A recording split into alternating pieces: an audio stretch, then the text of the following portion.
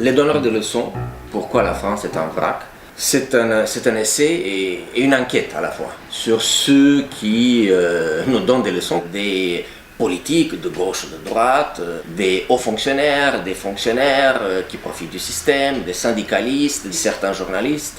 C'est un grand paradoxe parce que tout le monde aujourd'hui est quand même d'accord pour reconnaître que la France se porte mal.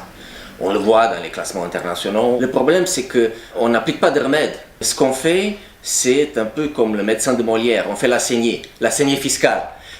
On impose des taxes, des prélèvements obligatoires. On est d'ailleurs les champions. On ne fait pas de réformes, mais en même temps, on donne des leçons. On impose des choses aux Français alors que les Français savent eux-mêmes ce qu'il faut faire.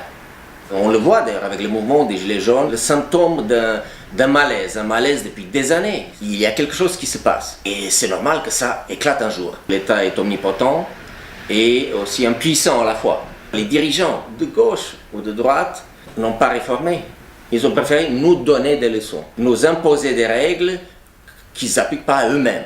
Que font les politiques, que fait l'État avec notre argent? On dépense beaucoup plus que les autres pays. On est champion du monde, pas seulement au foot, mais aussi en dépenses publiques.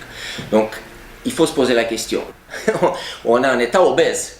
Je creuse, je montre ces donneurs de leçons.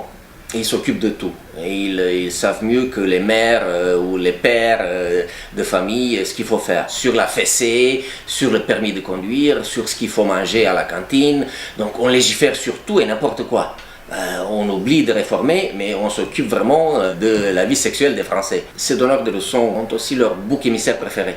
L'Europe, l'Amérique ou le libéralisme. Pour eux, c'est la faute du libéralisme si ça marche mal en France. Mais on est très loin du libéralisme. Dans mon livre, Les donneurs de leçons, j'ai effectivement établi une sorte de liste. Ce sont un peu mes têtes de turc. Mais certains journalistes sont fâchés avec l'information. Ils préfèrent l'opinion. Il y a aussi des intellectuels qui n'ont pas appris exactement quelle est vraiment la marche du monde. J'espère que les lecteurs vont trouver de quoi alimenter leur réflexion. Alors il ne faut pas croire que je suis moi-même un donneur de leçons.